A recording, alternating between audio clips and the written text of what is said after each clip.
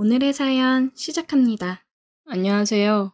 요즘 진짜 스펙타클한 인생을 살고 있는 30대 남자입니다. 저에게는 5살 어린 여자친구가 있습니다. 친구들이랑 술을 마시다가 만나게 되었고, 제가 먼저 반해서 사귀자고 했습니다. 예쁜데 섹시하기까지 했거든요. 그래서 제가 여러 번 대시를 했고, 여자친구는 받아주어서 사귀게 되었어요. 여자친구는 이제 막 대학을 졸업한 상태였는데 다들 아시다시피 요즘 취업하기가 굉장히 힘들잖아요. 여자친구도 그래서 취업 문제로 고민을 많이 했습니다. 여자친구가 그러더라고요. 아무래도 공무원 준비를 해야 될 것 같은데 그러면 본가로 내려가야 될 것 같다고 하더라고요. 월세며 생활비 감당하는 게 힘들 것 같다고 본가 내려가서 준비를 해야겠다고 했습니다. 여자친구네 본가는 저희가 있는 곳에서 3시간 정도 거리에 위치해 있어요. 솔직히 여자친구가 본가에 내려가면 저희는 헤어지게 되는 거나 마찬가지라고 생각했습니다. 그래서 저는 그런 여자친구 옆에서 지켜보면서 서포트를 해줘야겠다고 생각했어요. 집 정리하고 제가 거주하고 있는 집으로 와서 같이 지내자고 했습니다. 저도 본가에서 나와가지고 혼자 투룸빌라 전세로 살고 있었거든요. 정말? 정말 그래도 돼? 너무 고마워, 오빠. 진짜 오빠밖에 없다. 여자친구가 너무 기뻐하는 모습에 저도 덩달아 기분이 좋아졌습니다. 여자친구는 집을 정리하고 저희 집으로 들어왔어요. 저는 방 한쪽을 내주면서 여기서 공부에 집중해서 꼭 시험 합격하라고 응원을 해줬습니다. 아무래도 여자친구는 공부를 한다고 알바를 안 하기 때문에 생활비며 제가 다 충당했어요. 그냥 1인분씩 더 늘리는 건데 뭐 문제 없겠지라고 생각을 했지만 시간이 갈수록 조금씩 버거워지기는 하더라고요. 여자친구는 공부를 한다고 했는데 제가 퇴근하고 집에 가면 항상 집에 없었어요. 어디 갔냐고 연락을 하면 공부하느라 너무 힘들어서 잠깐 머리 식힐 겸 밖에 나왔다고 하는 경우가 많았습니다. 대부분 금방 집에 다시 들어올 때가 많았지만 가끔은 정말 화장이며 옷차림이며 어디 술 먹으러 가는 사람처럼 차려입고 나갔다가 들어올 때도 많았어요. 예림아, 너 공무원 준비한다면서 경쟁 엄청 빡센 거 알잖아. 요즘 자꾸 어딜 그렇게 돌아다니는 거야. 내가 무슨 공부하는 기계야? 하루 종일 공부만 하고 어떻게 살아? 잠깐 머리 좀 식힌 거야. 맨날 나가 노는 것도 아니고 오빠까지 정말 숨막히게 왜 이래? 가뜩이나 스트레스 받아 죽겠는데. 스트레스 줬으면 미안해. 그래도 시험 얼마 안 남았는데 걱정돼서 그랬지. 걱정하지 마. 나도 다 생각하는 게 있고 알아서 할 거야. 나 용돈이나 좀 더 줘. 집에서 공부하는 애가 무슨 돈이 그렇게 많이 필요해? 저번 주에 20만 원 줬잖아. 집에서 공부하면 먹는 것도 먹지 말고 공부할까? 나도 뭐라도 사 먹고 필요한 책들도 사고 그래야 될 거 아니야. 그러길래 내가 본가 내려간다고 했잖아. 오빠가 가지 말라고 붙잡아 놓고 이제 돈 아쉬워서 자꾸 나한테 스트레스 주는 거야? 아니야, 미안해. 입금할게. 내가 요즘 시험이 얼마 안 남아서 스트레스를 많이 받아서 그래. 너무 예민하게 굴었지? 미안해, 오빠. 내가 사랑하는 거 알지? 우리 잠깐 머리 좀 식힐까? 그러면서 그녀는 저에게 키스를 했습니다. 공부는 잠시 접어두고 우리는 뜨거운 시간을 보냈어요. 여친이 답답하고 기분이 상하다가도 이렇게 기분을 풀어주면 또 저는 바보처럼 넘어갔습니다.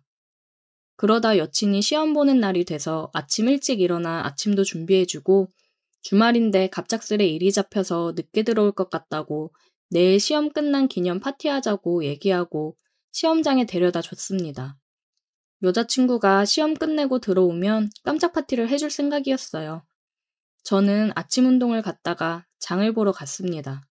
파티할 재료들을 구매하고 식재료도 사서 집으로 왔어요. 집 앞에서 비밀번호를 누르려고 하는데 집 안에서 노랫소리가 크게 들리더라고요. 뭐지? 아직 시험 보고 있을 시간인데 벌써 왔나? 이게 무슨 일인가 싶어서 집 안으로 얼른 들어갔습니다. 들어가니까 웬 남자 신발이 있고 벗어던진 옷들이 널브러져 있더라고요. 음악 소리를 얼마나 크게 해놨는지 사람이 온 것도 모르더라고요. 음악 소리가 들리는 방으로 갔습니다. 열려진 문틈 사이로 보니 웬 남자랑 침대에서 뒹굴고 있더군요. 키스를 하면서 아주 좋아 죽는 모습이 보였습니다. 저는 너무 화가 나서 소리를 질렀어요. 지금 뭐 하는 짓이야? 오빠! 어떻게 벌써 왔어? 여친은 이불로 가리고 그 남자놈은 허둥지둥 속옷을 주워 입고 거실로 나가려고 하는 걸 붙잡았습니다. 지금 내 집에서 너네 뭐 하는 거야? 아, 왜 그래? 야, 너 그냥 빨리 나가. 나가긴 어딜 나가? 여친은 이불을 감싼 채로 와서 저를 붙잡았고 그 사이에 그놈은 옷을 주워 나갔습니다. 뭐야? 시험 봐야 되는 애가 왜 여기서 이러고 있어? 늦는다더니 왜 와서 난리야? 아, 진짜 짜증나. 뭐? 너 지금 그게 할 소리야? 지금 이 상황이 뭐냐고. 보면 몰라? 딴 남자랑 한 침대에 있다 걸린 거잖아. 왜 이렇게 당당해? 그것도 내 집에서 바람피다 걸려놓고. 너 뭐가 그렇게 당당한데?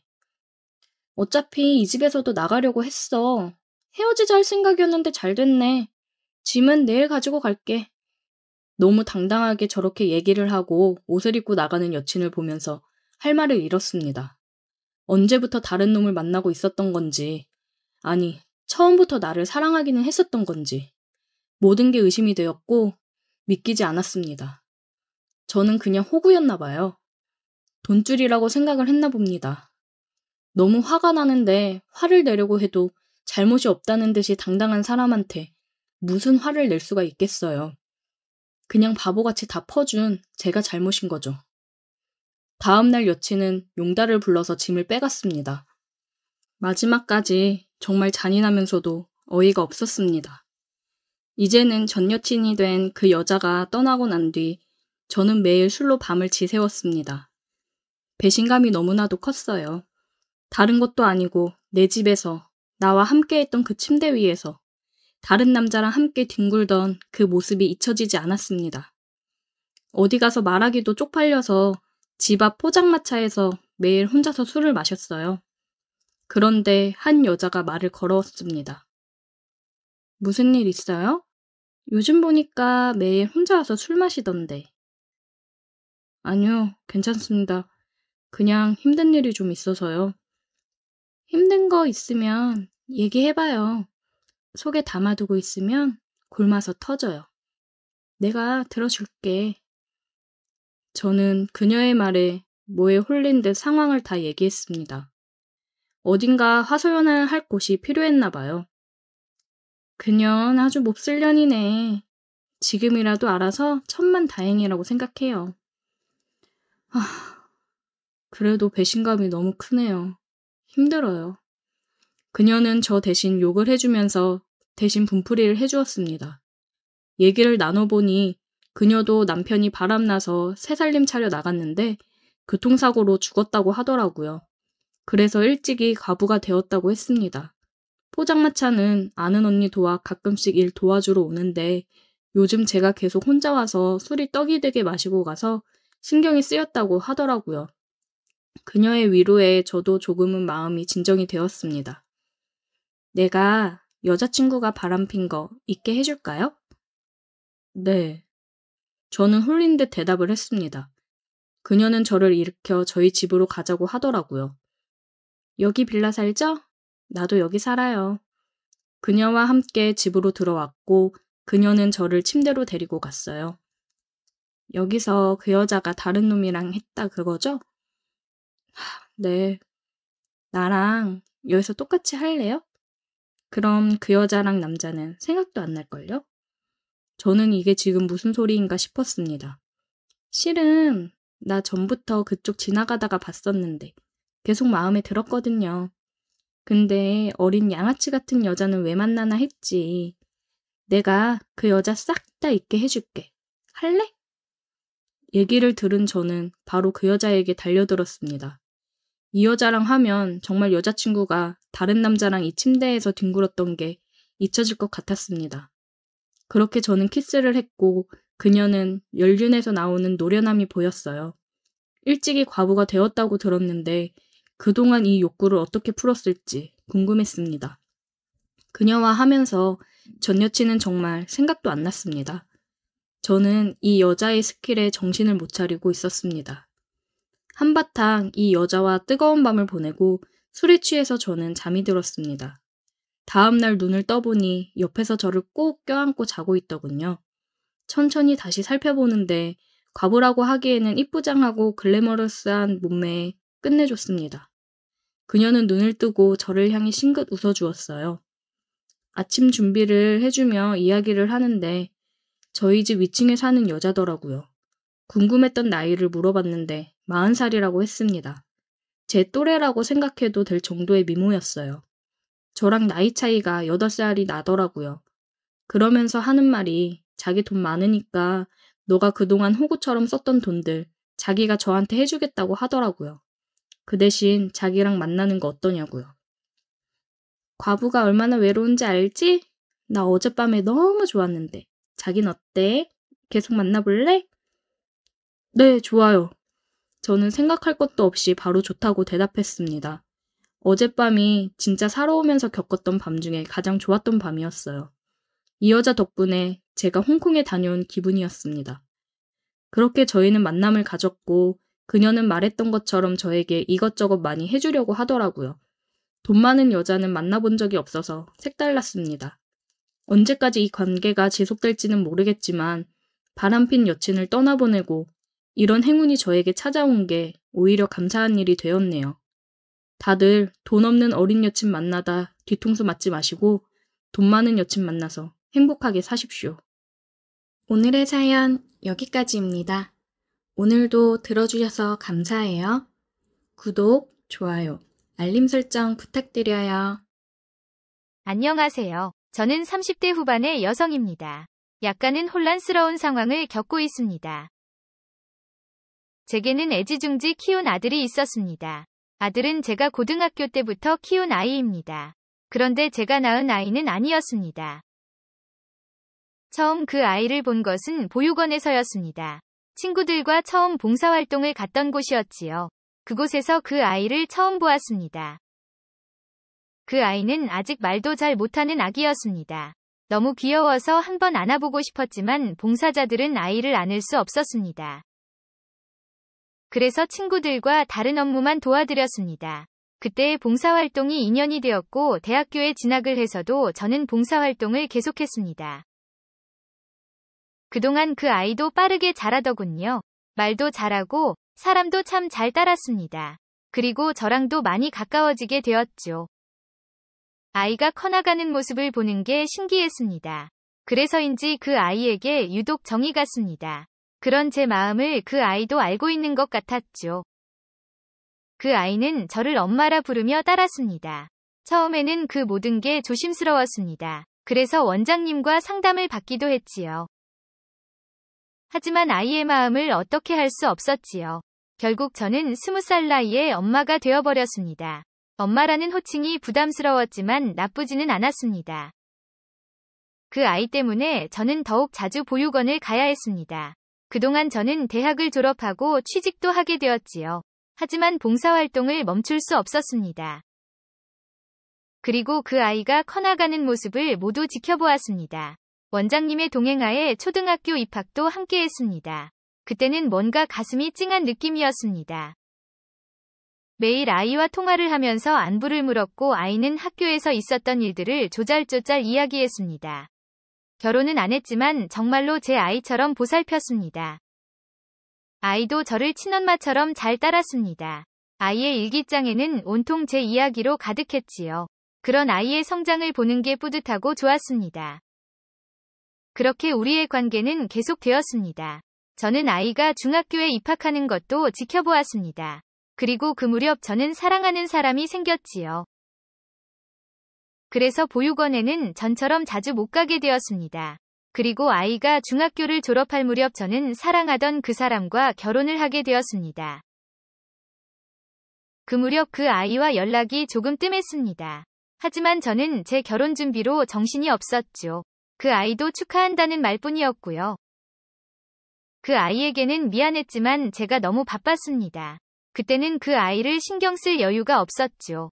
그래서 그 아이와도 연락이 뜸해졌었습니다. 그리고 그 아이도 원장님과 함께 결혼식에 와주었습니다. 이제 다 큰 아이는 제 결혼을 축하해 주었지요. 하지만 제 결혼 생활은 순탄하지가 않았습니다. 하지만 아이는 활짝 웃으며 괜찮다고 하더군요. 그리고 제게 행복하게 살라고 축하도 해주었죠. 하지만 제 결혼 생활은 순탄하지가 않았습니다. 결혼을 한 직후 엄마가 암으로 돌아가셨습니다. 아빠는 일찍 돌아가셨던 터라 고아가 되어버렸죠. 그래도 남편이 있어서 이겨낼 수 있었습니다. 그리고 우리는 가족을 더 많이 만들고 싶었죠. 그래서 아기를 빨리 가지기로 했습니다. 남편이 최대한 많이 낳자고 해서 그러자고 했지요. 그런데 저희 사이에는 아이가 생기지 않았습니다. 몇 번이고 시험관 시술을 했지만 매번 실패를 했죠. 그런데 어느 날 우리 부부에게 불행이 찾아왔습니다. 남편이 현장에서 일을 하다 사고를 당한 것이었습니다. 전신에 골절상을 입었고 장기도 파손이 되었죠. 병원으로 옮겨졌지만 위독한 상태였습니다. 남편은 3개월 가까이 병원 신세를 졌지만 끝내 남편은 저를 두고 세상을 떠나고 말았습니다. 홀로 남겨진 저는 어떻게 살아야 할지 막막했습니다.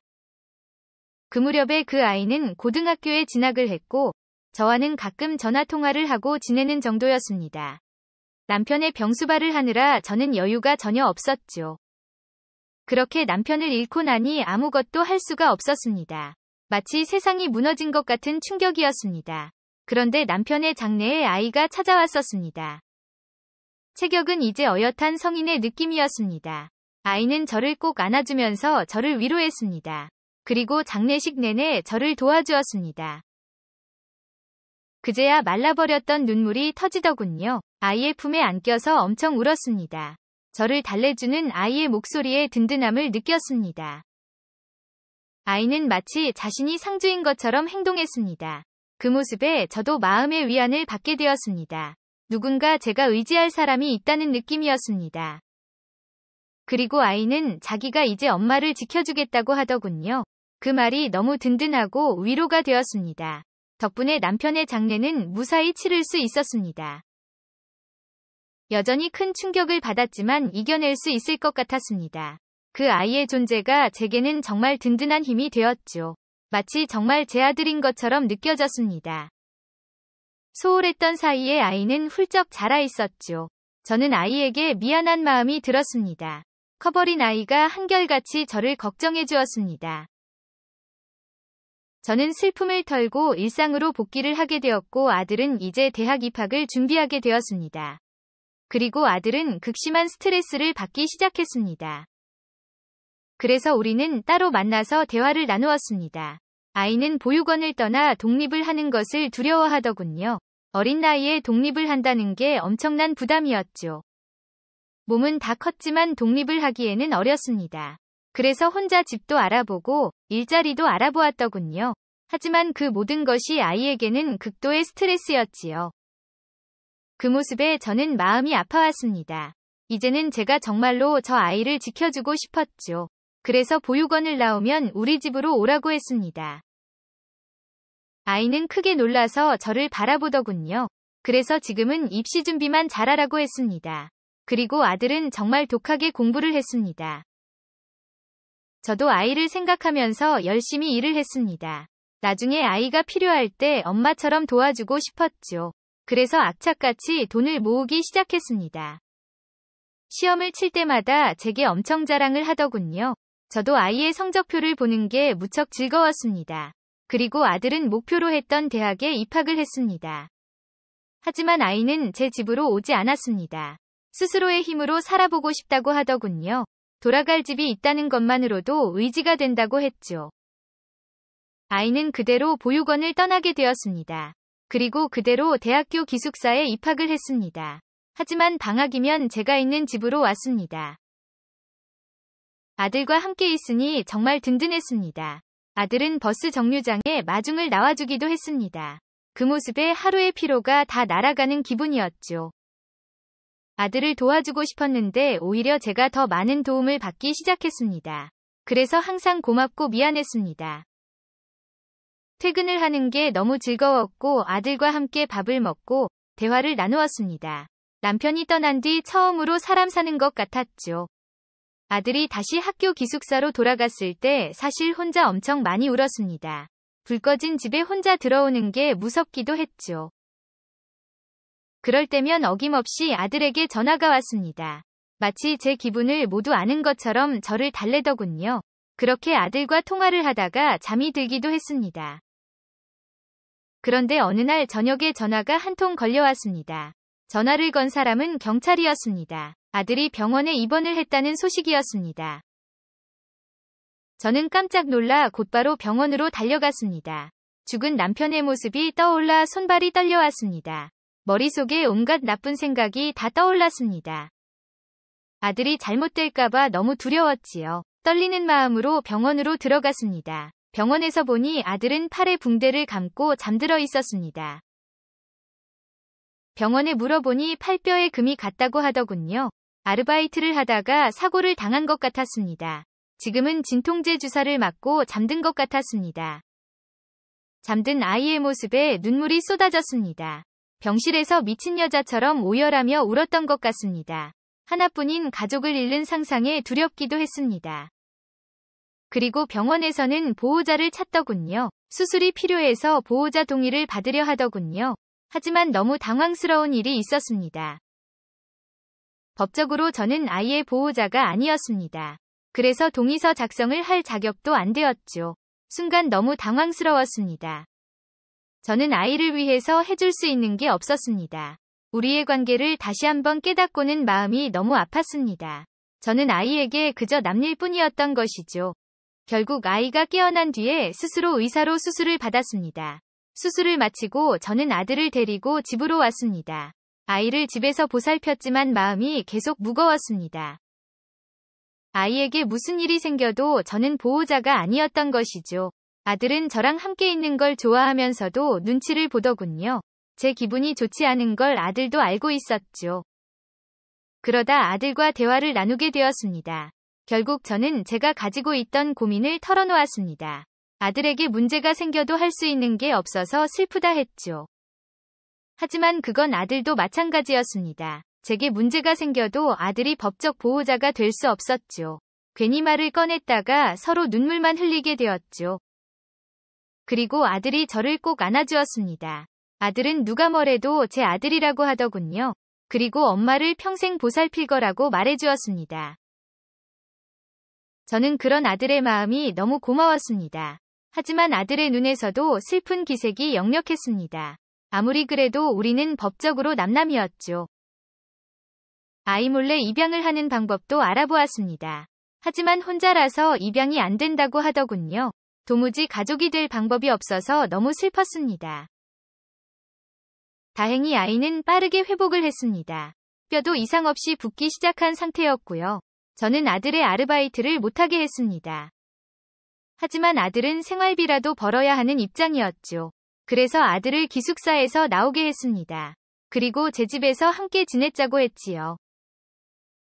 아들은 제게 신세질 수 없다고 했습니다. 제게 미안해서 자기 힘으로 살고 싶다고 하더군요. 그래서 저를 위해서 함께 있어달라고 했습니다.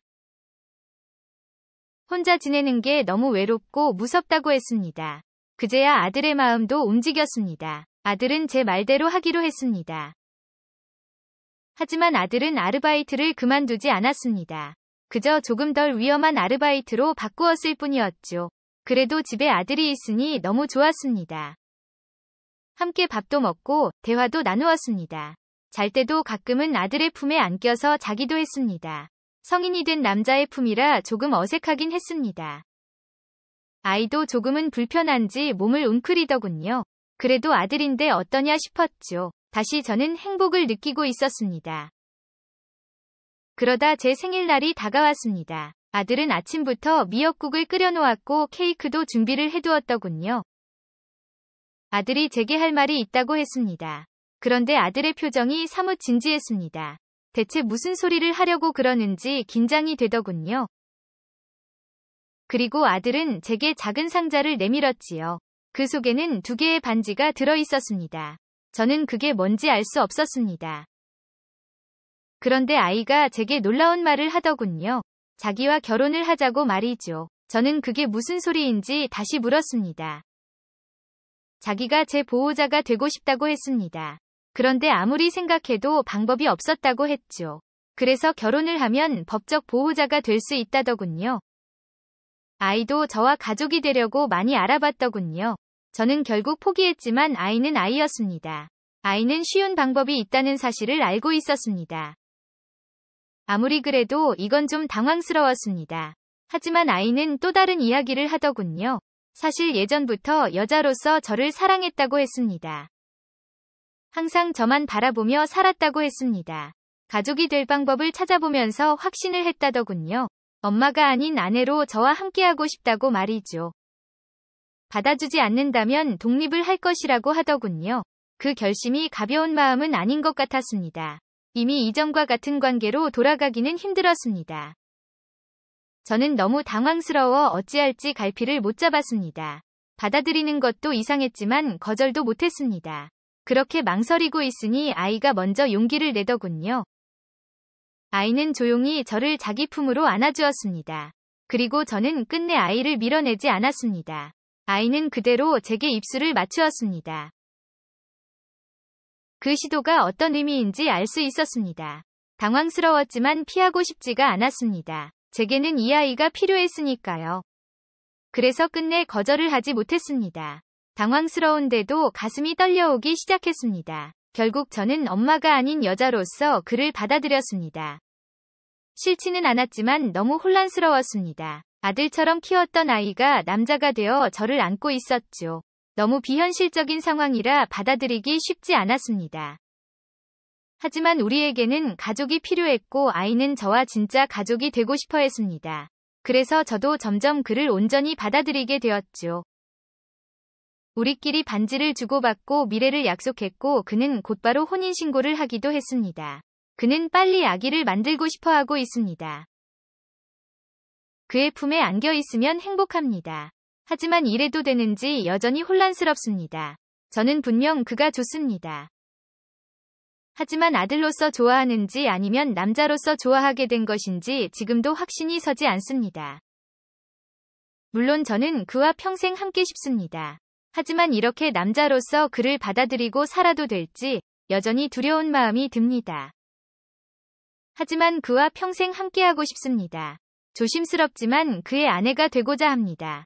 그와 함께 행복하고 싶습니다. 영상 시청 감사합니다.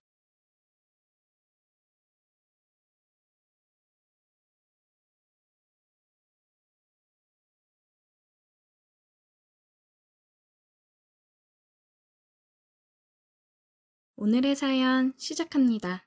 안녕하세요. 요즘 진짜 스펙타클한 인생을 살고 있는 30대 남자입니다. 저에게는 5살 어린 여자친구가 있습니다. 친구들이랑 술을 마시다가 만나게 되었고, 제가 먼저 반해서 사귀자고 했습니다. 예쁜데 섹시하기까지 했거든요. 그래서 제가 여러 번 대시를 했고, 여자친구는 받아주어서 사귀게 되었어요. 여자친구는 이제 막 대학을 졸업한 상태였는데, 다들 아시다시피 요즘 취업하기가 굉장히 힘들잖아요. 여자친구도 그래서 취업 문제로 고민을 많이 했습니다. 여자친구가 그러더라고요. 아무래도 공무원 준비를 해야 될 것 같은데, 그러면 본가로 내려가야 될 것 같다고 하더라고요. 월세며 생활비 감당하는 게 힘들 것 같다고 본가 내려가서 준비를 해야겠다고 했습니다. 여자친구네 본가는 저희가 있는 곳에서 3시간 정도 거리에 위치해 있어요. 솔직히 여자친구가 본가에 내려가면 저희는 헤어지게 되는 거나 마찬가지라고 생각했습니다. 그래서 저는 그런 여자친구 옆에서 지켜보면서 서포트를 해줘야겠다고 생각했어요. 집 정리하고 제가 거주하고 있는 집으로 와서 같이 지내자고 했습니다. 저도 본가에서 나와가지고 혼자 투룸빌라 전세로 살고 있었거든요. 정말? 정말 그래도 돼?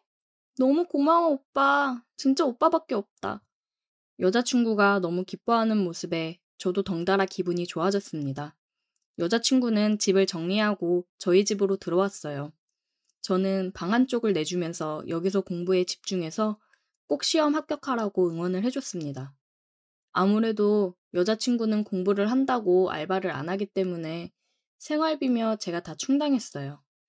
그냥 1인분씩 더 늘리는 건데 뭐 문제 없겠지라고 생각을 했지만 시간이 갈수록 조금씩 버거워지기는 하더라고요. 여자친구는 공부를 한다고 했는데 제가 퇴근하고 집에 가면 항상 집에 없었어요.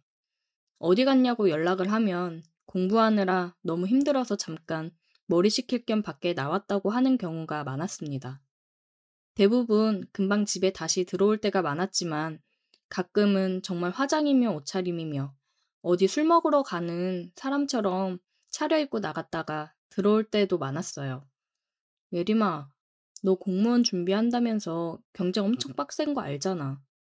요즘 자꾸 어딜 그렇게 돌아다니는 거야. 내가 무슨 공부하는 기계야? 하루 종일 공부만 하고 어떻게 살아? 잠깐 머리 좀 식힌 거야. 맨날 나가 노는 것도 아니고 오빠까지 정말 숨막히게 왜 이래? 가뜩이나 스트레스 받아 죽겠는데. 스트레스 줬으면 미안해. 그래도 시험 얼마 안 남았는데 걱정돼서 그랬지. 걱정하지 마. 나도 다 생각하는 게 있고 알아서 할 거야. 나 용돈이나 좀 더 줘. 집에서 공부하는 애가 무슨 돈이 그렇게 많이 필요해? 저번 주에 20만 원 줬잖아. 집에서 공부하면 먹는 것도 먹지 말고 공부할까?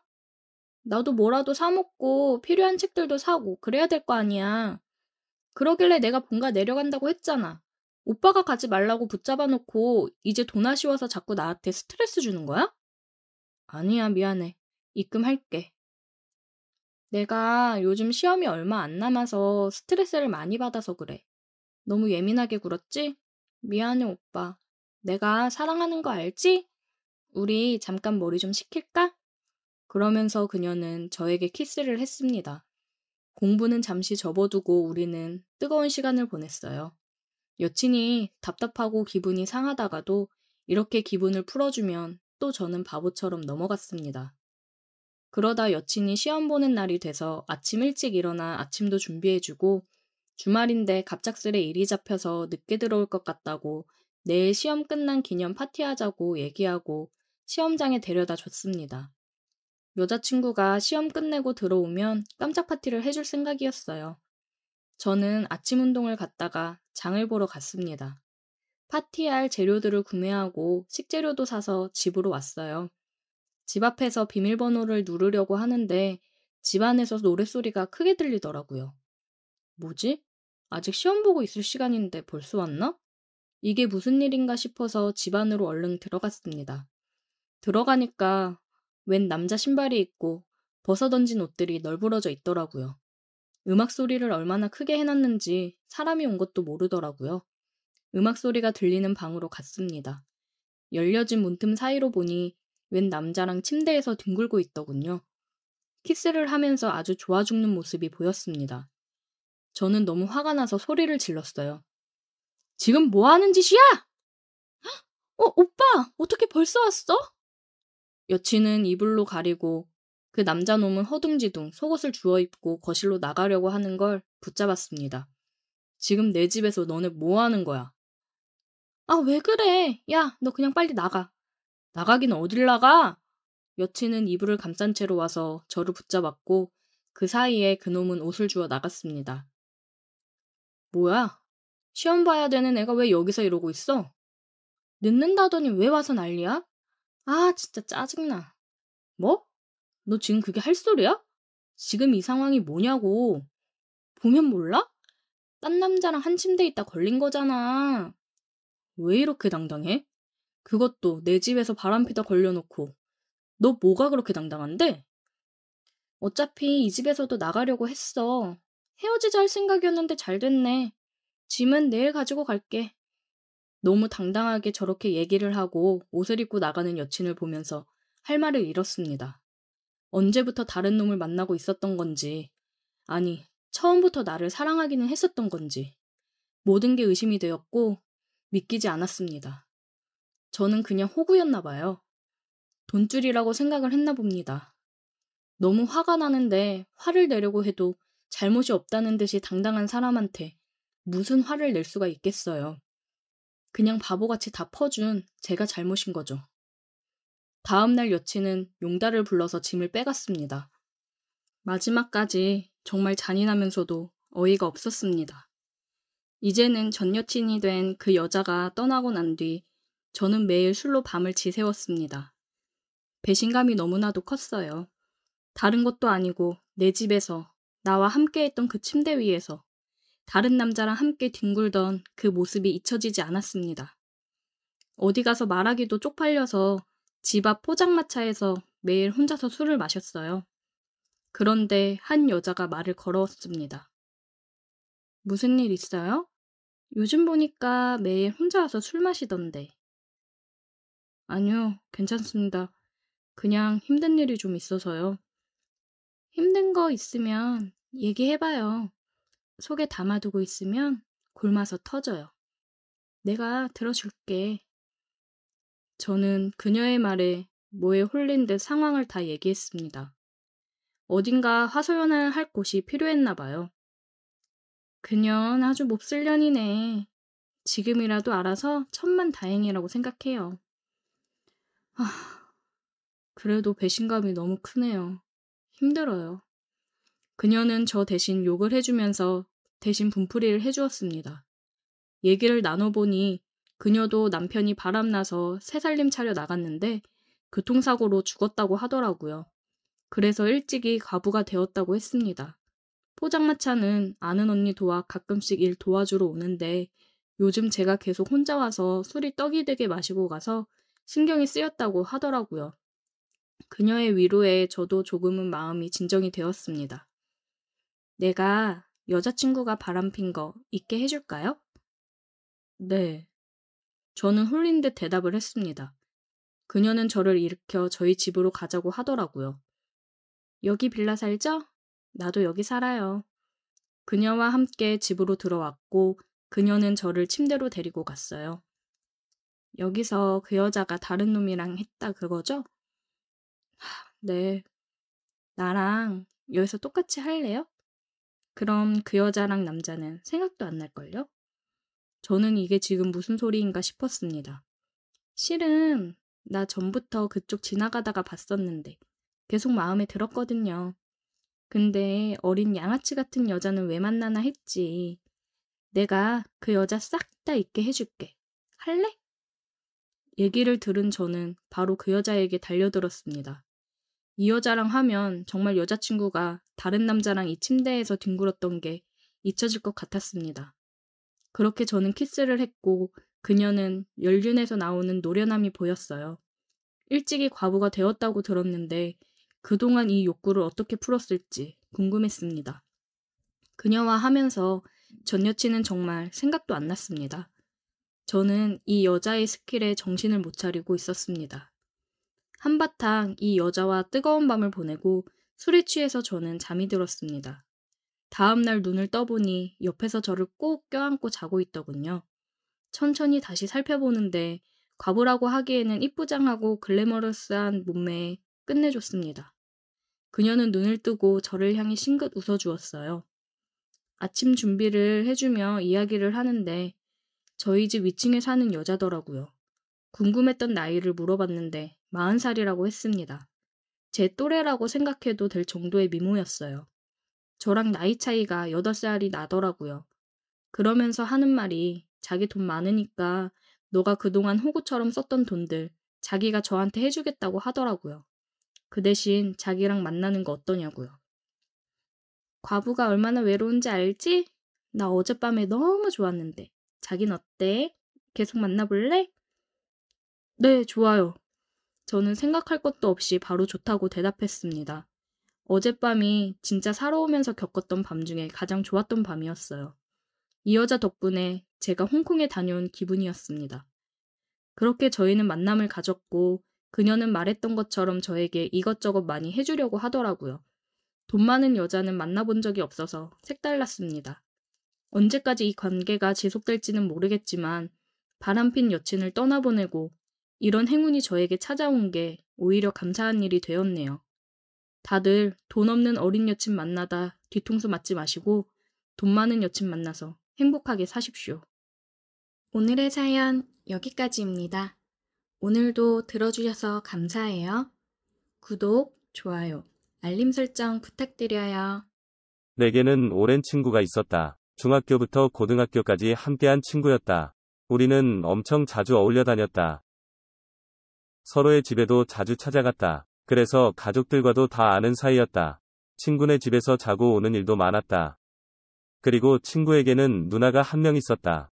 4살 차이가 나는 누나였고 우리가 고등학교 때 대학생인 누나였다. 스타일도 좋고 얼굴도 예쁜 누나였다. 공부도 잘해서 교대를 다니는 누나였다. 하지만 친구는 누나라면 질색을 했다. 친구의 누나는 목소리도 크고 잔소리도 많은 편이었다. 절대로 여성스러운 사람은 아니었다. 내가 있어도 옷도 대충 입었고 머리를 안 감고 있는 날도 많았다. 물론 대부분 쌩얼이었다. 오히려 내가 불편한 날이 많아졌다. 누나의 옷차림이 자꾸만 신경이 쓰인 것이다.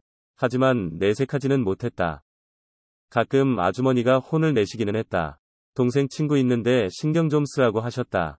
누나는 그런 것은 신경 쓰지 않는 성격이었다.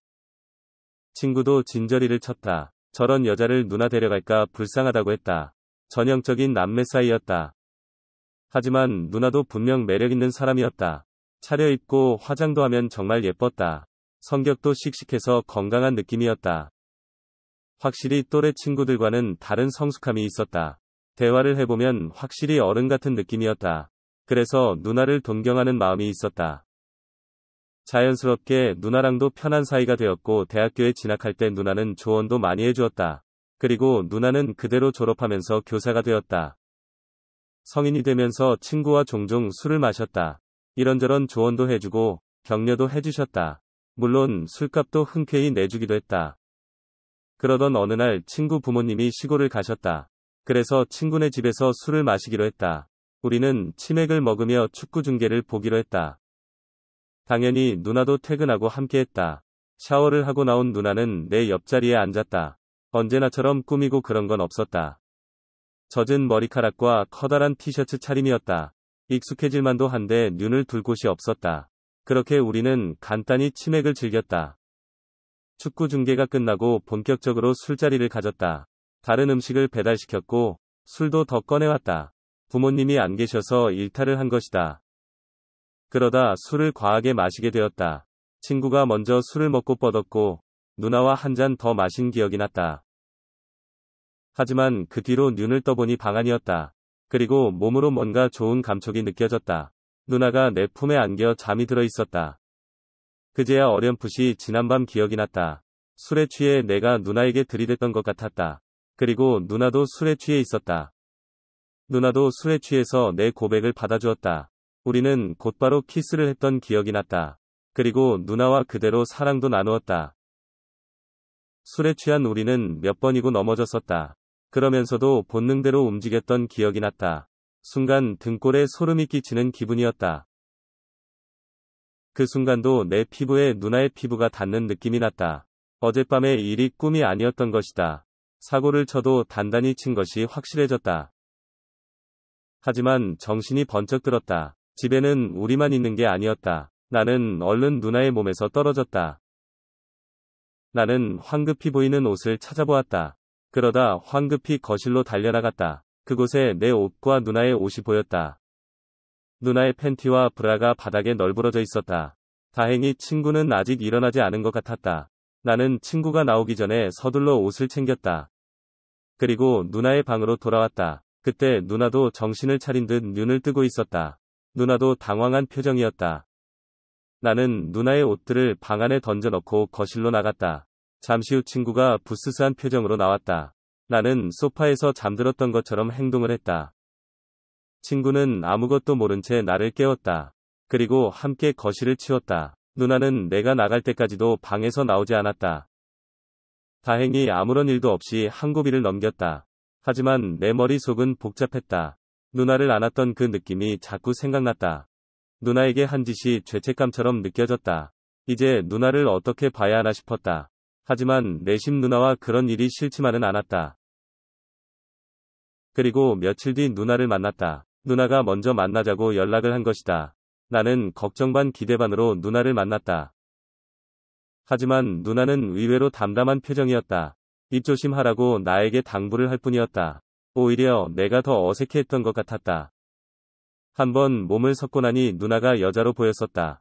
그래서 온갖 생각을 다 했었다. 하지만 누나는 아무 일도 없는 느낌이었다.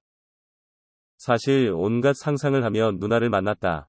하지만 누나가 아무렇지 않은 모습이 충격이었다. 오히려 조금 서운한 기분이 들었다. 그렇게 괜히 서운한 마음에 집으로 돌아왔다. 그 뒤로도 누나 생각을 많이 했다. 하지만 애써 누나를 만나려 하지 않았다. 그런 일이 벌어졌었는데 누나를 보는 것도 어색했고 누나의 아무렇지 않은 그 모습도 서운했다. 그래서 일부러 피한 것이다. 하지만 그렇게 한 달쯤 시간이 흘렀다. 누나에게서 먼저 연락이 왔다. 누나는 내게 만나자고 말을 했다. 누나는 일부러 자길 피하느냐고 물었다. 이미 내 마음 같은 것은 다 알고 있는 것 같았다. 나는 그렇다고 말을 했다. 누나는 한숨을 길게 내쉬었다. 그리고 상처 줘서 미안하다고 말을 했다. 누나의 눈에서 눈물도 흘러내렸다. 항상 어른이던 누나가 눈물을 보였다. 그 모습에 나는 크게 당황을 했다. 그리고 오히려 내가 누나를 달래기 시작했다. 이해할 수 없지만 누나가 울었고 누나는 그날 술을 많이 마셨다. 말은 안 했지만 누나도 힘들었다고 했다. 나는 술김에 사귀자고 고백을 하게 되었다. 이러면 안 되는데 누나를 향한 마음이 컸다. 그리고 누나도 술기운에 동의를 했던 일이다. 누나의 승낙을 받자 마음이 급해졌다. 그리고 누나는 내 키스를 받아주었다. 이번에는 나도 정신은 멀쩡했다. 마음이 통한 우리는 그대로 모텔로 향했다. 성급한 줄 알지만 그때는 마음이 급했다. 다시 그때처럼 하고 싶은 마음이었다. 항상 어른스럽던 누나가 부끄러워했다. 나는 정신을 차릴 수 없었다. 이제는 내 여자로 그녀를 품에 안았다. 흥분한 탓인지 미처 피임 같은 건 생각도 하지 못했다. 누나도 피임을 이야기하지 않았다. 오히려 적극적으로 나를 받아주는 것 같았다. 한바탕 엄청난 폭풍이 지나가고 숨을 고르고 있었다. 그때 누나가 먼저 입을 열었다. 이제 우리 어떻게 하느냐고 한숨을 내쉬었다. 나는 용기를 내어 끝까지 책임지겠다고 말을 했다. 그러자 누나는 피식 웃고 말았다. 나는 진심이라고 말을 했다. 나름 진심으로 나의 각오를 말한 것이었다. 그런데 누나가 가볍게 생각하는 것 같았다. 그래서 정말로 나랑 사귀자고 다시 말을 했다. 그러자 누나가 한숨을 쉬며 입을 열었다. 그리고 사실 이번 달에 생리를 안 한다고 했다. 누나의 눈빛이 심각해 보였다. 순간 머릿속이 멍해지는 기분이었다. 분명 끝까지 책임지리라 마음을 먹었는데 그 순간은 아무런 생각도 나지 않았다. 순간 당황한 모습을 그대로 누나에게 보여버렸다. 나의 그런 모습에 누나는 걱정 말라고 했다. 내일 누나 혼자 병원을 갈 예정이라고 했다. 한 번도 생각하지 못했던 전개였다. 나는 머리가 멍해지는 기분이었다. 하지만 나쁜 놈이 되고 싶지는 않았다. 그래서 내가 책임지겠다고 같이 병원에 가자고 했다. 누나는 약간 감동한 표정으로 나를 보았다. 나는 왠지 모를 책임감에 다시 힘이 들어갔다. 잠깐 놀라기는 했지만 진심으로 책임지고 싶다고 했다. 그리고 임신이라면 결혼까지 하자고 말을 했다. 누나는 눈물을 쏟으면서 고개를 끄덕여 주었다. 내가 알던 누나가 정말로 내 여자가 되는 순간이었다. 아침이 되니 허리가 아플 지경이었다. 밤새 몇 번을 했는지 기억도 안 날 지경이었다. 임신이라고 생각했기에 피임은 신경 쓰지 않았다. 누나도 비슷한 생각을 한 것 같았다. 피임도 생략하고 원 없이 사랑을 나누었다. 그리고 우리는 다음날 함께 병원을 갔다. 사실 엄청 긴장이 되었고 후회도 되었다. 하지만 이미 엎질러진 물이었다. 그런데 다행히 임신은 아니라고 했다. 스트레스 때문에 생리불순이 온 것 같다고 했다. 마음속 근심 걱정이 다 녹아내리는 기분이었다. 누나도 안심한 표정으로 내게 안겨왔다. 어른스러웠던 누나도 아직 어린 아가씨일 뿐이었다. 그런데 어젯밤 일이 살짝 걱정이 되기 시작했다. 피임 없이 몇 번이고 누나의 몸에 쏟아부었던 것이다.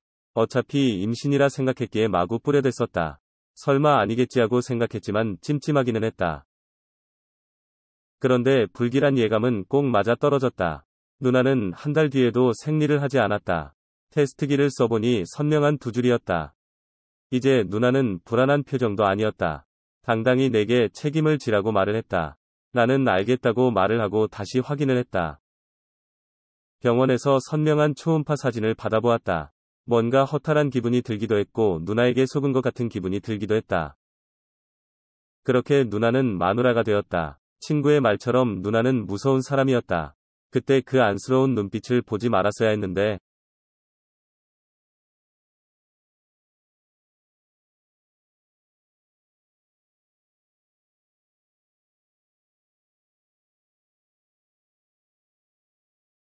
좋아요와 구독, 알림 설정 부탁드려요. 오늘의 사연 지금 바로 시작해 볼게요. 안녕하세요. 30대 중반의 남자입니다. 지금의 아내와는 연애하던 시절 했던 동거와 결혼 생활까지 합해서 4년 정도 됐습니다. 어쩌다 보니 아직 아기는 없습니다. 책임져야 할 게 부족해서 다행인 걸까요? 요즘 저도 제가 무슨 생각을 하는지 알 수가 없습니다. 우연히 동네 편의점에서 맥주 몇 캔 사러 갔다가 동창 친구놈을 만났습니다. 썩 친한 편은 아니어서 졸업 후에는 죽었는지 살았는지도 모르고 연락조차 안 하던 친구인데 알고 봤더니 이 친구도 결혼을 해서 같은 아파트 맞은편 동에 살고 있더라고요. 요즘 집값도 말이 아니지만 제가 신혼집을 구할 때도 집값 때문에 아주 난리도 아니었습니다. 그러다 보니 서울에서 조금 떨어진 신도시에 신혼집을 구하게 되었는데 그러면서 서울에 자리 잡은 친구들과는 자연스럽게 만나는 일이 뜸해져 버렸습니다. 술 마시는 걸 좋아하는데 친구들도 가정이 생기고 집도 멀어지고 하니 서로 피곤해서 어느 순간부터는 가끔씩이라도 만나는 자리가 사라지게 되었지요. 그런 저에게 이 친구와의 재회는 언제고 술 한잔 마시고 싶을 때 만날 수 있는 소중한 만남이 되었습니다.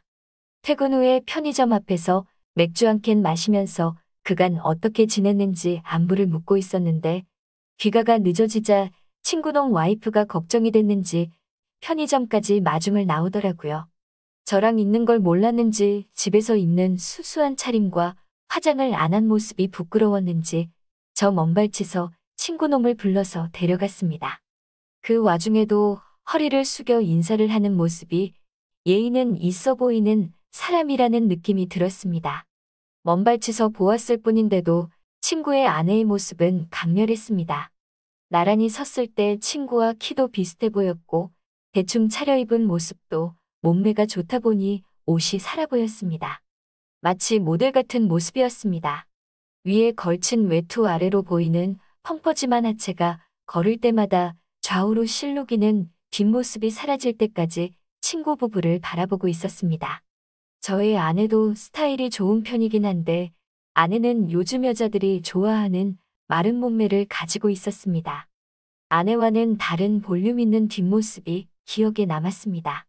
어느 날은 친구놈의 초대를 받아 친구 집에서 술을 한잔 했습니다.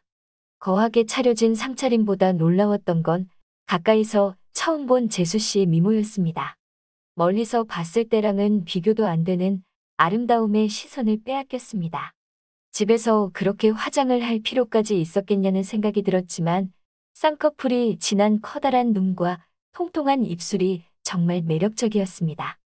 처음 만난 그날 외투로 가려져 보지 못한 상체는 시선을 빼앗았던 하체보다도 더 대단했습니다. 옷 위로도 가늠할 수 있는 사이즈에 놀랐습니다. 이따금씩 상체를 숙일 때 보일락 말락하는 모습에 저도 모르게 눈이 돌아가더군요. 의외였던 건 친구놈 아내랑 제 와이프가 죽이 잘 맞는다는 것이었어요. 아내보다 2살이나 어렸던 재수 씨는 제 아내를 언니라고 부르며 잘 따르더라고요. 덕분에 두 집안은 서로 친해져서 주기적으로 부부끼리 만나 안 가본 동네 식당도 다니면서 즐거운 시간을 보냈습니다. 마음 놓고 술을 마실 수 있는 자리가 생겨서 너무 좋았습니다. 그날도 부부끼리 정기적으로 만나기로 약속한 날들 중 하루였습니다.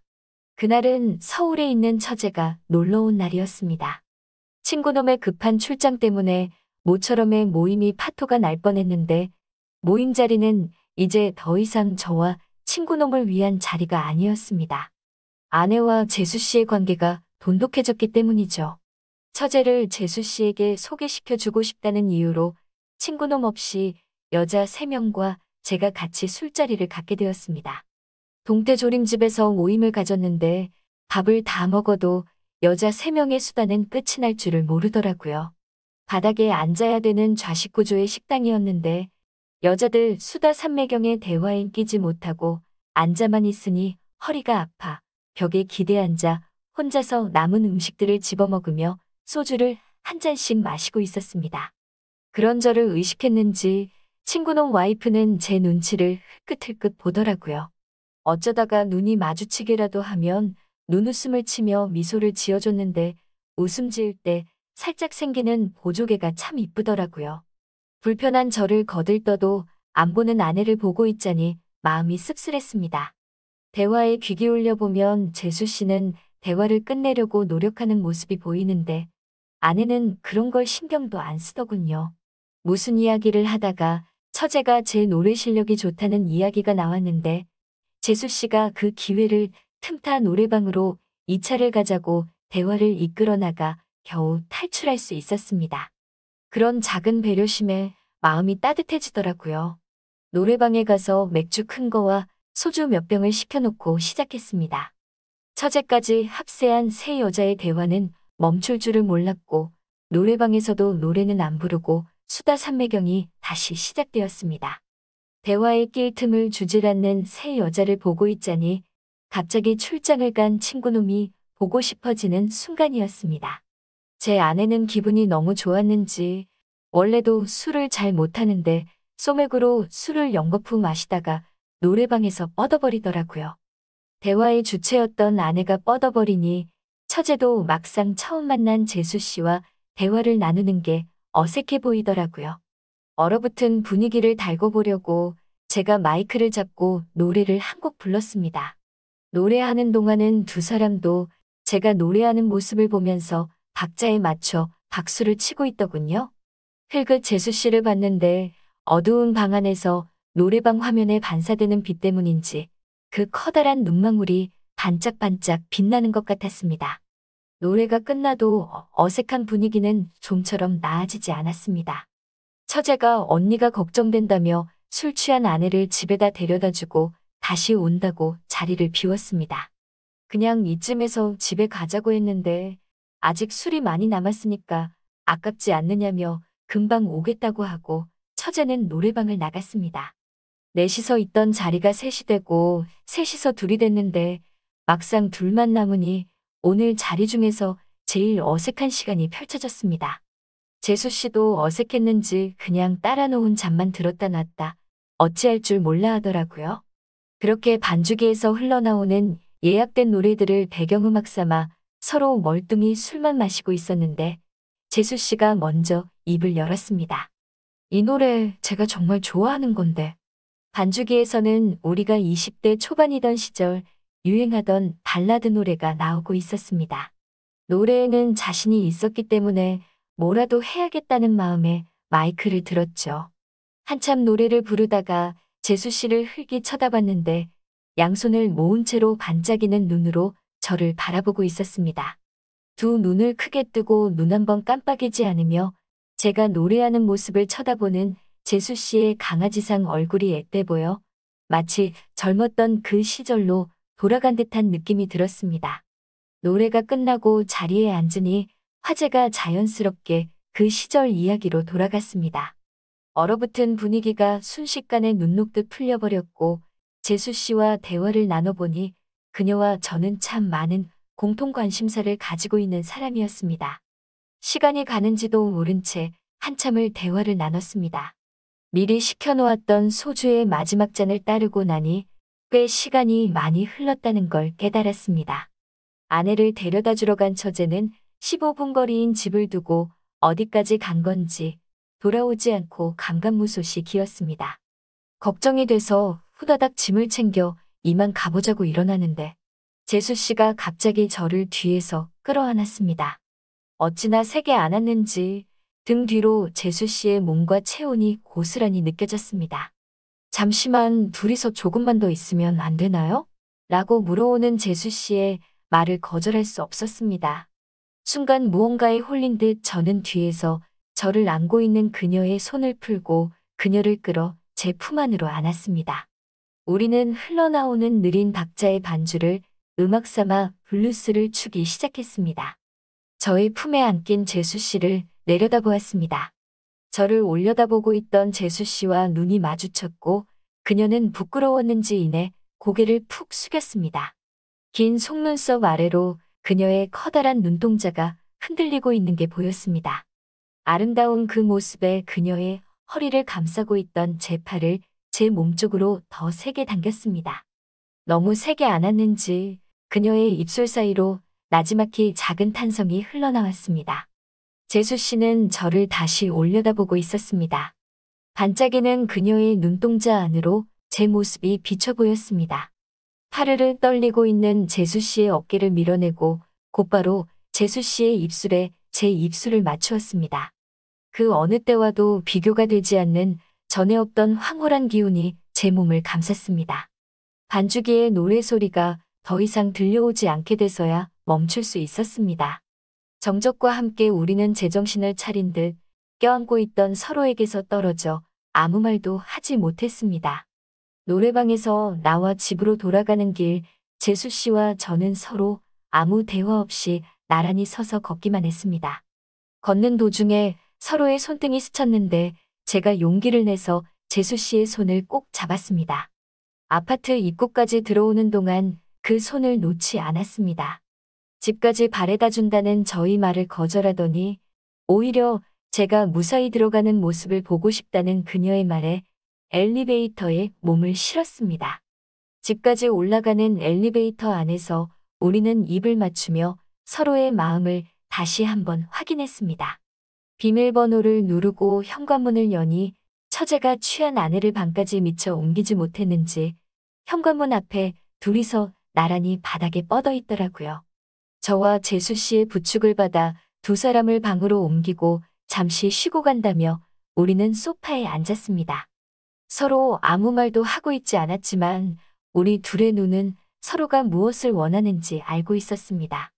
아침이 밝아올 때까지 아내와 처제가 자고 있는 우리 집안에서 친구의 아내인 재수 씨와 저는 서로의 마음을 강렬하게 표현했습니다. 만약의 상황에 대비해 서로 옷은 계속 입고 있었지만 그 어느 때보다 서로의 체온을 느낄 수 있었습니다. 그 뒤로 몇 번의 모임이 더 있었지만 좀처럼 둘만 보낼 시간이 없었습니다. 가끔씩 마주치는 재수 씨의 눈빛이 무엇을 원하는지 알 수 있었습니다. 아내 몰래 몇 번의 월차와 병가를 사용해 재수 씨와 자주 시간을 보냈습니다. 더 이상 사용할 월차가 없게 된 지금 재수 씨와 함께 시간을 보내고 싶은 제 자신을 주체할 수 없습니다. 아무것도 모르는 아내와 친구놈을 보면 더 이상 이러면 안 된다는 생각이 들지만 이 만남을 멈출 수가 없네요. 어떻게 해야 할지 모르겠습니다. 제 이야기는 여기까지 하겠습니다. 시간 내주셔서 감사합니다. 오늘의 사연은 여기까지네요. 긴 사연 끝까지 들어주셔서 감사합니다. 구독과 좋아요 잊지 말아주세요. 오늘의 사연 시작합니다. 안녕하세요. 오늘 해드릴 이야기는 정말 지금도 철저하게 비밀로 하고 있는 이야기입니다. 주변 사람들에게는 아무한테도 하지 못했어요. 만약 제 이야기가 그 형님 귀에 들어간다면 무사하지 못할 것 같습니다. 구체적으로 말씀드릴 순 없지만 저는 떳떳한 일을 하고 있진 않습니다. 남들처럼 열심히 일을 하고 월급 받고 생활하고 있지만 아직 부모님에게도 제가 무슨 일을 한다고 정확하게 말씀은 못 드렸네요. 이 일을 하다가 알게 된 형님이 하나 있습니다. 저희 쪽 회사는 아니고 비슷한 일을 하는 다른 회사의 형님이죠. 제가 일 때문에 여기저기 왔다 갔다 하다가 현장에서 만난 형님과 친해졌습니다. 고향도 비슷한 곳이고 몇 번 이야기 나눠보니 남자들끼리 통하는 것도 있고 해서 따로 만나 술도 몇 번 마셔보니 금방 친해지게 되더라고요. 그러다 한 번은 형님이랑 밤 늦게까지 술을 먹다 보니 새벽이 되었습니다. 형님도 엄청 취하고 저도 취해서 형님 보내드리고 저도 집에 가려고 했어요. 대리를 불러서 보내드리려고 했는데 형님이 갑자기 저도 같이 집에 가자고 하더라고요. 술 더 마셔야지 어딜 가냐며 계속 끌어당기면서 엄청 주정을 부리는 바람에 어쩔 수 없이 같이 차를 타고 집에 들어갔습니다. 그때가 새벽 2시가 넘은 시간이었는데 집에 들어가니 형수님이 자다 말고 나오시더라고요. 갑자기 찾아가서 너무 죄송하고 민망했습니다. 하지만 그 상황에서도 형수님에게 눈이 절로 가는 걸 막을 수가 없었어요. 진짜 형수만 아니었으면 바로 전화번호 물어보고 작업을 걸었을지도 몰라요. 그 형님 나이가 40 후반이었는데 형수는 나이가 30대 중반쯤 되어 보이더라고요. 젊고 몸매도 장난이 아니고 얇은 잠옷을 입고 있었는데 제가 많이 취해서 해롱거리고 있는 와중에도 술이 확 깨는 미모였습니다. 형님은 이런 생각을 가지고 있는 제 마음을 아는지 모르는지 술에 취해 형수를 껴안으면서 우리 마누라 엄청 이쁘지? 라고 술주정 부리고 계시고 술 한 잔 더 먹자고 하는 거 형님이 술이 너무 많이 취하셔서 더 마시는 건 무리라고 얼른 들어가 주무시고 저도 가보겠다고 했습니다. 밤도 많이 늦었는데 주무시고 가세요. 빈방 남는 거 있어요. 이 시간에 택시 잡히지도 않아요. 라고 붙잡는 바람에 하룻밤 신세를 지게 되었습니다. 형수님이 작은 방에 이부자리를 깔아주셨어요. 형님은 이미 안방에서 코를 골며 쓰러져 있었고 형수님과 단둘이 작은 방에 있었는데 진짜 형수님이 너무 예뻐서 정신을 차릴 수가 없었습니다. 이불 깔고 제 잠자리 봐주시느라고 앞에서 왔다 갔다 하는데 정말 형님만 아니었으면 확 한번 안아버리고 싶은 마음을 억지로 누르고 있었어요. 그 형님이 조금 무서우신 분이라 아마도 제가 형수에게 실수라도 했다가는 그대로 병원 신세를 면치 못할 수도 있을 겁니다. 그날은 그렇게 형님의 집에서 잠을 자고 아침 일찍 일어나서 두 사람이 깨기 전에 그 집을 빠져나왔어요. 왜 아침도 안 먹고 먼저 갔냐고 나중에 묻길래 바쁜 일이 있어서 먼저 나왔다고 대답을 하고 넘어갔죠. 그 뒤로 형수님 생각이 몇 번 나긴 했지만 제가 넘봐서는 안 될 사람이라 그냥 그렇게 잊고 살았습니다. 하루는 일을 하고 있었는데 그 형님에게서 전화가 왔어요. 우리 회사에 보내줘야 할 중요한 물건이 있는데 그걸 집에 두고 왔다면서 저보고 자기 집에 들러서 가져가면 안 되겠냐고 하더라고요. 저는 귀찮았지만 형님 집에 가려고 하니 형수님의 모습이 기억나면서 알겠다고 했죠. 형수님 번호를 제게 가르쳐 주길래 잘 됐다 싶어서 형수님과 전화해서 미리 인사드리고 이런 이유로 찾아뵙겠다고 말씀드렸고 집으로 향했습니다. 처음 봤을 때 자다 나왔는데도 그 미모를 숨기기 힘들었는데 그날 봤더니 얼굴에 화장도 하고 있었고 옷도 잠옷이 아닌 핫팬츠와 편한 셔츠를 입고 있었어요. 한눈에 보더라도 약간 마른 체형에 몸매 굴곡은 어마어마했습니다. 형님이 어떻게 이런 미인과 살고 있는지 이해할 수 없을 정도였습니다. 그녀가 제게 그래도 손님인데 어떻게 바로 보내냐고 일단 앉아서 차라도 한 잔 마시고 가라 해서 소파에 앉아 있었어요. 차도 가져다 주고 과자도 가져다 줘서 약간 뻘쭘했지만 그거 마시면서 형수랑 대화를 나누고 있었어요. 서로 두 번째 보는 사이라서 어색했지만 형수님이 친절하게 대해줬어요. 차 마시면서 이야기하다 보니 말도 잘 통하고 잘 맞아 시간 가는 줄 모르고 얘기를 나누다가 심부름할 물건을 챙겨서 나왔습니다. 형수랑 많이 가까워졌고 함께 대화를 나누는 게 재미있었어요.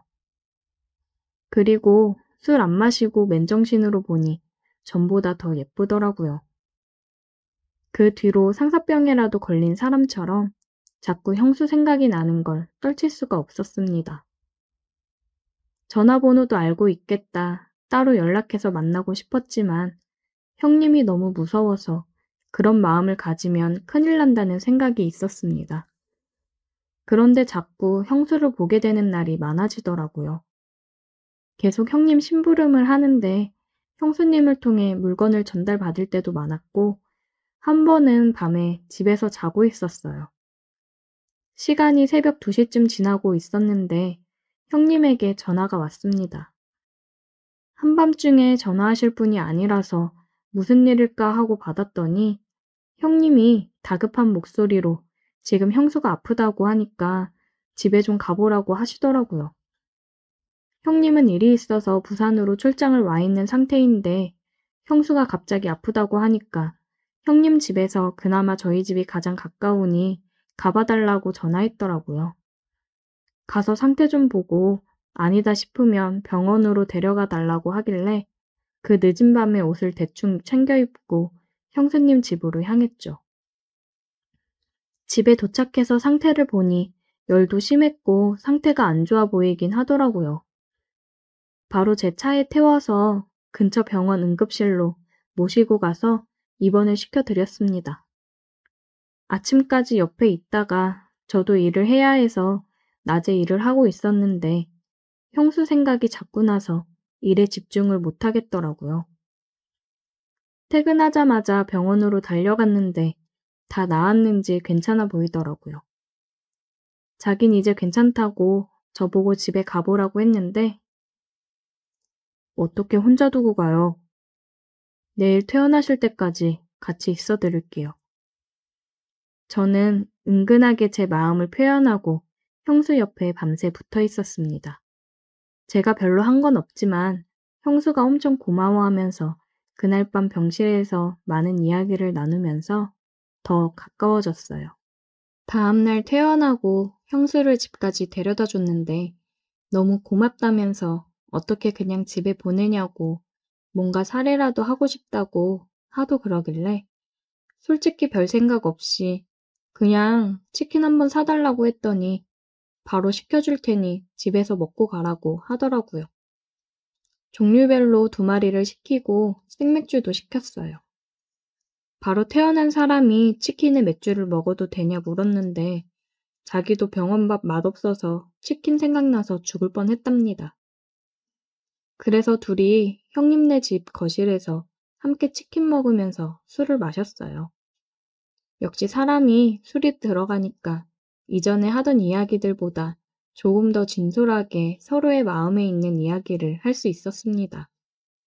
혹시나 하는 마음에 형님과는 어떻게 만난 사이냐고 물었는데 약간 씁쓸하게 웃으면서 대답을 피하더라고요. 요즘 형님이랑 사이가 어떠냐고 물었더니 그냥 그렇답니다. 한참 나이에 여자랑 둘이서 술 마시면서 이야기를 하다 보니 솔직히 마음이 많이 흔들렸어요. 그녀도 왠지 자꾸 제 쪽으로 엉겨붙는 듯한 느낌이었고 우리 둘 다 같은 마음이구나 생각이 들었습니다. 저는 조금 더 용기를 내서 그녀의 손을 잡았어요. 그녀는 손을 빼지는 않고 저를 빤히 쳐다보더라고요. 우리 둘은 서로를 마주봤고 전기가 흘렀습니다.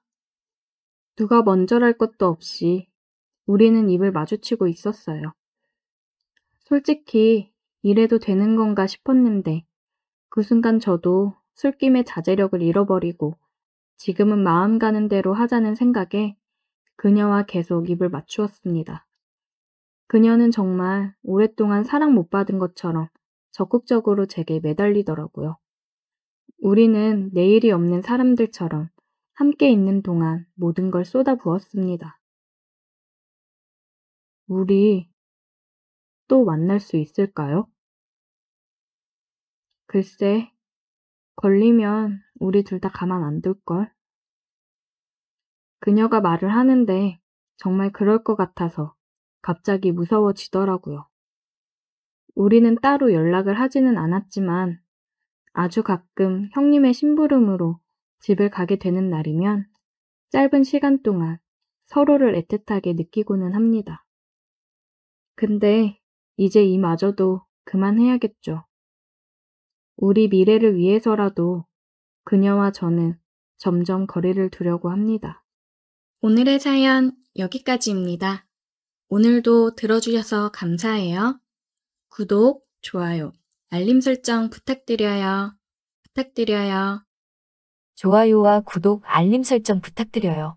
오늘의 사연 지금 바로 시작해 볼게요. 안녕하세요.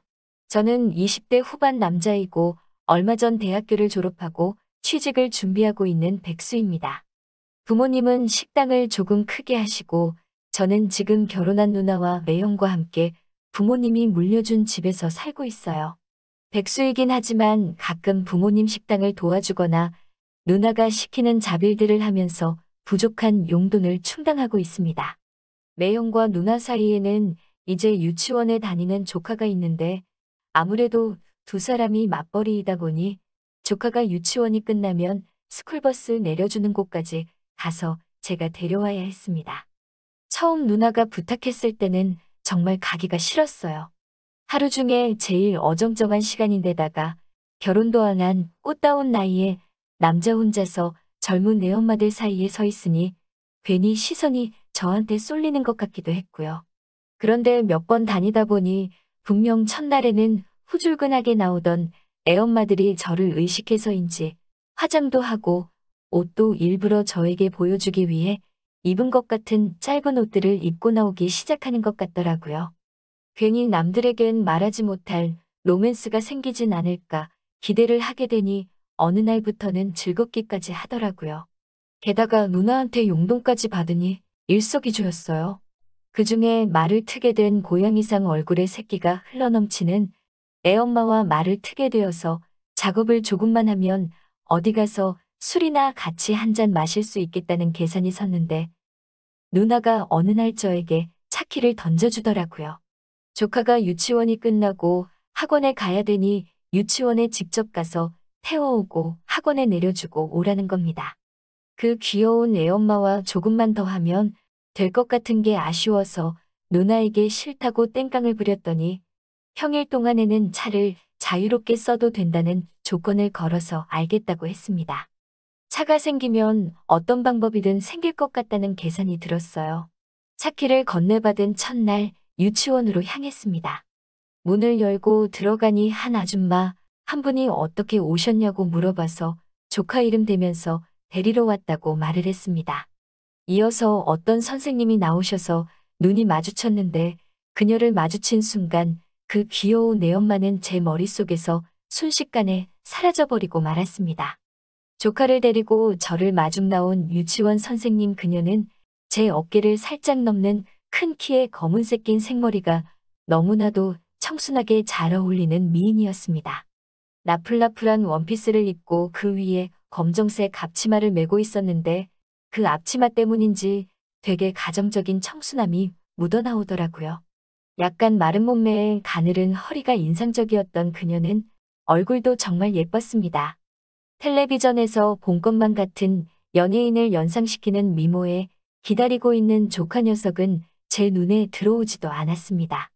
그런 가녀린 모습에도 그녀에겐 왠지 가까이 다가갈 수 없는 기운이 느껴졌습니다. 뭐랄까, 저 같은 한량이랑은 어울리지 않는다는 그런 느낌이었던 것 같아요. 작업을 해보려고 능글맞게 인사를 건네도 조용하고 나긋나긋한 목소리로 할 말만 하고 더 이상 저와 대화를 이어가려는 느낌이 들지 않았습니다. 아무튼 그렇게 조카를 차에 태우고 조카에게 이것저것 물어봐서 나이랑 이름을 알게 되었습니다. 저보다 3살이 어린 26살이었는데 애들은 지 선생님이라 그런지 엄마보단 안 이쁘지만 정말 최고로 착하다고 칭찬을 하더라고요. 그 뒤로부터는 정말 차를 끌고 가서 그 애엄마를 어떻게 해보려는 생각은 사라져버렸고 조카를 데리러 유치원에 가는 건 제 일상의 유일한 낙이 되었습니다. 조카가 학원을 매일 가는 게 아니었기 때문에 몇 번은 스쿨버스 내려주는 대로 마중을 나갔었는데 그날부터는 그 귀엽다고 느꼈던 애엄마는 그냥 동네 젊은 아줌마로밖에 보이지 않더라고요. 아무리 귀여워봤자 저보다 연상인 그 여자보다는 역시 청순하고 예쁜 선생님과 잘해보고 싶었습니다. 첫날에는 저를 경계했던 것 같았는데 일주일에 3번은 꼭 만나게 되니 어느 날부터는 웃으면서 먼저 인사도 걸고 조카에 대해서 대화도 나누고 했습니다. 하지만 그런 것 말고는 항상 저와 미묘하게 느낄 수 있는 선을 긋고 학부형과 선생님의 관계 그 이상은 없다는 듯이 조카 관련된 대화가 아니면 칼같이 말을 자르더군요. 청순하고 가녀린 모습에도 콧대 높은 모습이 또 저에게는 큰 매력으로 다가왔습니다. 꼭 이 여자를 나 없으면 못 살게 애원하게 만들고 싶은 강한 욕망이 생겼습니다. 하지만 좀처럼 기회를 주지 않는 그녀의 철벽에 저도 몸이 달아오르기 시작했습니다. 저의 부단한 노력에도 별다른 성과를 보이지 못하던 어느 날이었습니다. 간만에 취직 준비하던 친구 녀석한테 술 한잔 어떠냐며 연락이 왔어요.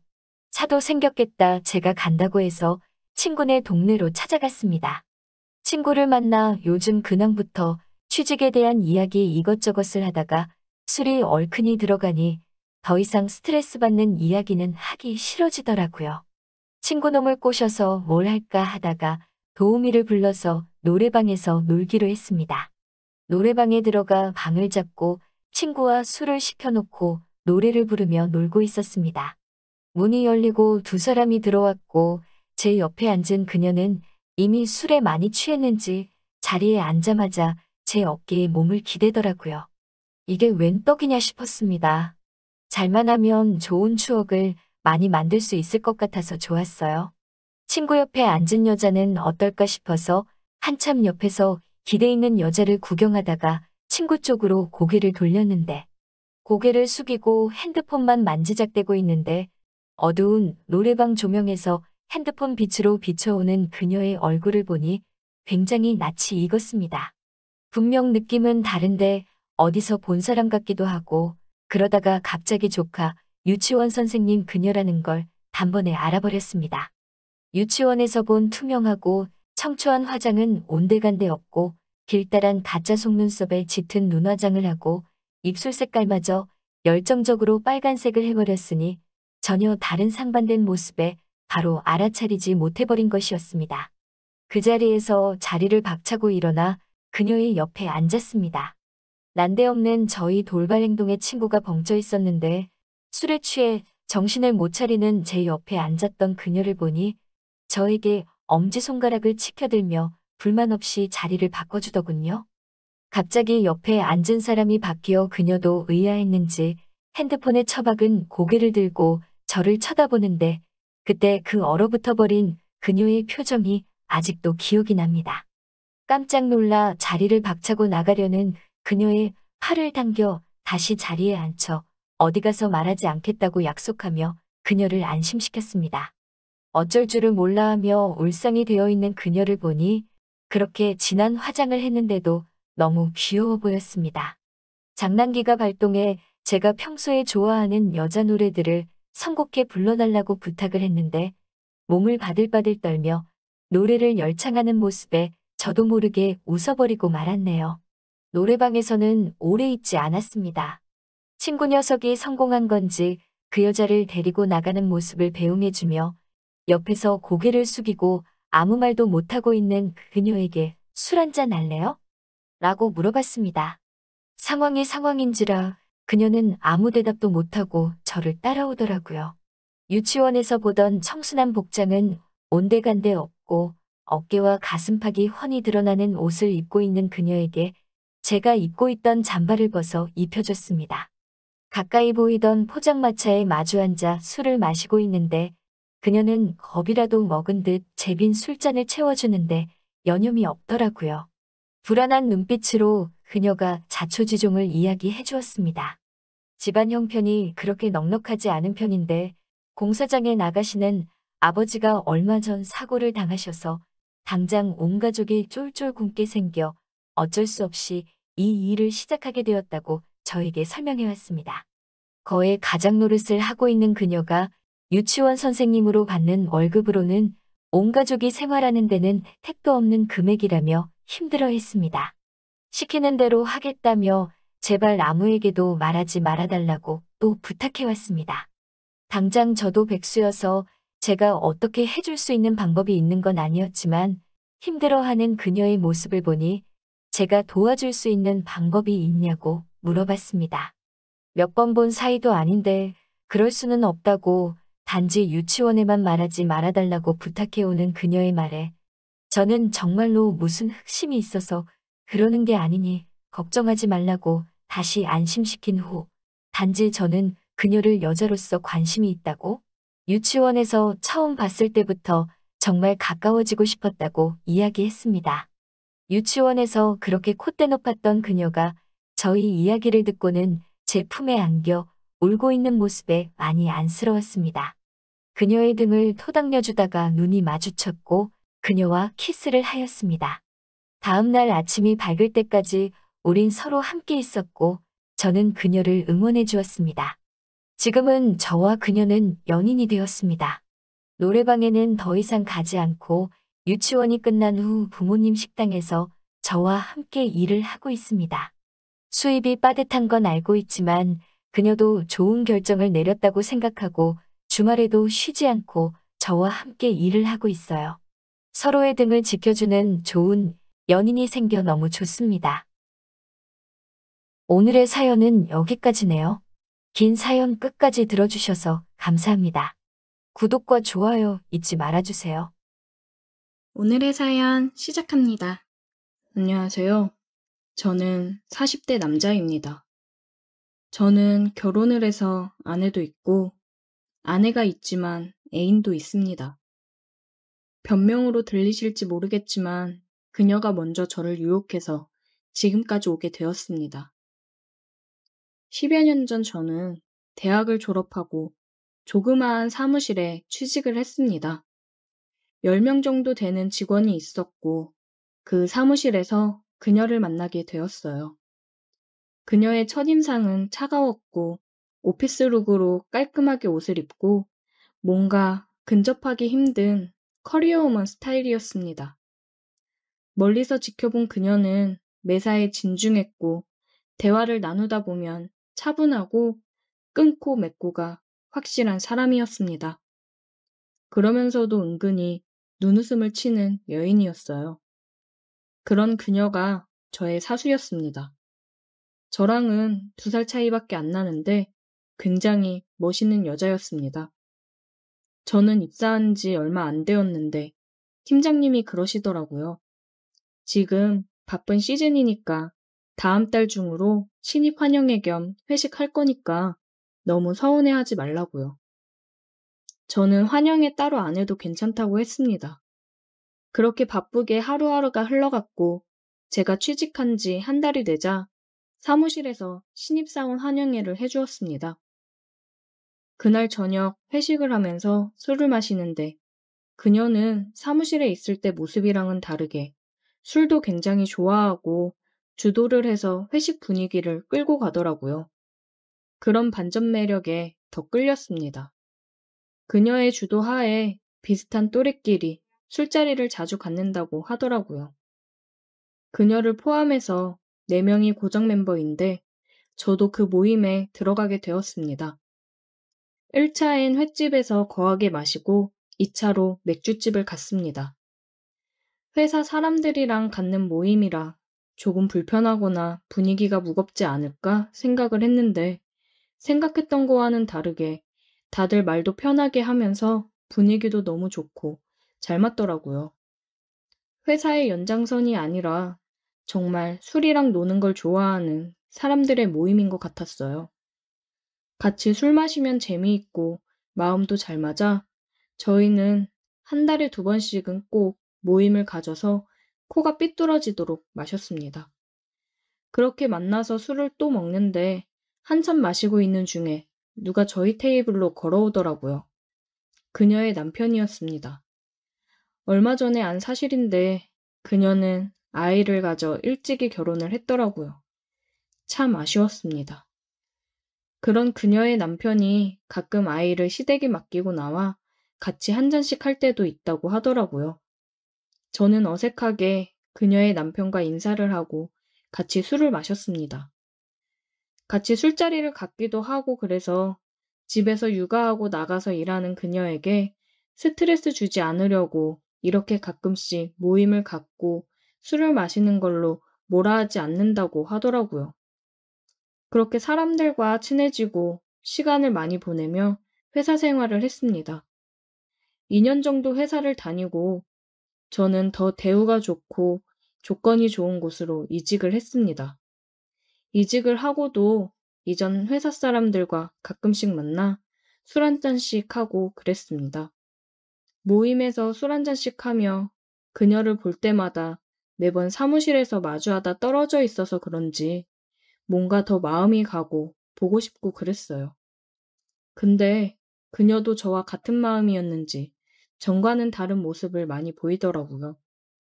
저희는 서로를 바라보는 눈빛이 뭔가 더 끈적여지고 달라진 게 느껴졌어요. 하지만 그녀는 이미 가정이 있는 사람이니 그 마음을 마음껏 표출하지 못했죠.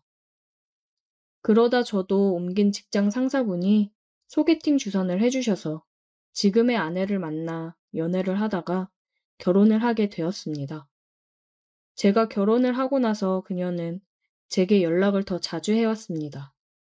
그러면서 요즘 외롭다는 소리를 많이 하더라고요.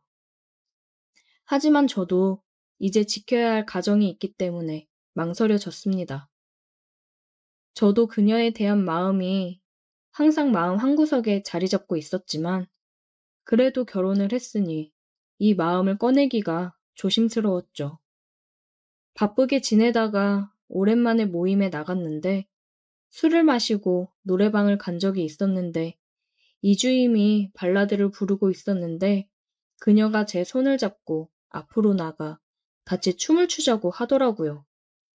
제 목덜미에 손을 두르고 그녀와 저는 춤을 추었습니다. 처음에 그냥 쭈삣거리며 있었는데 그녀가 제 귀에 대고 속삭이더라고요. 나는 바람 피는 사람들이 요즘 이해가 되더라. 스릴 있고 좋잖아. 그러면서 그녀는 조금 더 저에게 밀착을 해왔습니다. 술을 마시기도 했고 분위기와 그녀의 말에 저는 사람들이 안 보이는 쪽으로 그녀를 돌리고 그녀의 골반 밑쪽으로 손을 대니 미소와 함께 저를 빤히 쳐다보더라고요. 그녀와의 댄스 타임이 끝나고 자리에 앉았고 다들 술에 취해 몸을 제대로 못 가누더라고요. 그녀와 저는 눈빛을 교환했고 화장실로 갔습니다. 그렇게 저와 그녀는 서로 애써 눌러왔던 마음을 표현했고 뜨겁게 키스를 했습니다. 각자 가정이 있는 상태에서 이렇게 되니 더 짜릿해졌어요. 룸으로 돌아갔을 때 다들 누워 있어서 사람들을 깨워 집으로 보냈고 남은 우리 둘은 남아있는 이 뜨거운 열기를 가지고 모텔로 향했습니다. 그동안 쌓아두었던 모든 걸 쏟아냈습니다. 그 후에도 종종 모임이라는 핑계로 그녀와 단둘이 영화도 보고 술도 마시면서 데이트를 했습니다. 따로 우리 사귀자라고 공식적으로 얘기하진 않았지만 우리는 연인 사이로 발전해 나갔습니다. 토요일도 가끔씩 근무를 하는데 쉬는 날에도 출근을 해야 된다고 하고 그녀를 만났어요. 저희는 외곽 조용한 곳으로 나가서 손도 잡고 어깨동무도 하고 거리를 돌아다녔습니다. 사람이 별로 없는 외곽 쪽으로 나오니 저희는 거리낄 게 없었습니다. 길거리에서도 자연스럽게 입을 맞추고 정말 누가 봐도 어느 연인들이랑 다를 게 없었습니다. 우리는 각자 가정으로 돌아가기 전 힘껏 사랑을 나눈 후 돌아갔습니다. 만나면 만날수록 너무 좋아졌습니다. 서로의 배우자 얘기를 하면서 그들이 못해주는 걸 서로 채워주니 더할 나위 없이 좋을 수밖에요. 집에 와서 아내를 보고 있자니 미안하긴 하지만 그녀와의 쾌락을 포기할 수가 없습니다. 모임에서 사람들이랑 술을 마실 때 저희도 모르게 둘이서만 있을 때처럼 행동이 나와 조심해야겠다고 생각을 했는데 술을 마시다 이주임이 담배 한 대 피러 가자고 얘기를 해서 나갔더니 그러더라고요. 형식아, 너 혹시 한주임이랑 그렇고 그런 거 아니지? 네? 그게 무슨 소리예요? 행동 똑바로 해라. 둘 다 가정 있잖아. 잠깐 그럴 수는 있는데 너무 오래 가면 나중에 둘 다 힘들다. 적당히 잘라내. 우리 모임 그동안 좋았잖아. 괜히 서로 불편할 일 만들지 말자. 에이, 그런 거 아니에요. 제 사수였다 보니까 친한 거지. 걱정 마세요. 그래, 네가 아니라면 내가 더 할 말은 없는 거고. 조심하라고. 꼬리가 길면 밟힌다더니 아무래도 저희가 너무 행동을 조심스럽게 하지 못한 것 같더라고요. 그래서 정신 차리고 조심하자고 다짐을 했습니다. 잘 만나다가 들키니 심장이 쫄깃해지더라고요. 저희는 정말 육체적 사랑보다 이제는 진심으로 서로를 사랑하는 마음이 더 커지고 있는데 어떻게 하면 좋을지 모르겠습니다. 그렇다고 서로의 가정을 포기할 생각은 없어요. 그냥 지금처럼 오래 만나고 싶은데 저희의 욕심인 걸까요? 잘못된 행동과 길이라는 걸 알지만 이미 이렇게 빠져버렸는데 어떻게 하면 좋은 걸까요? 주변에 보면 다들 여자친구, 남자친구 만들어서 잘 만나던데 저희가 정말 나쁜 걸까요? 오늘의 사연 여기까지입니다. 오늘도 들어주셔서 감사해요. 구독, 좋아요, 알림 설정 부탁드려요.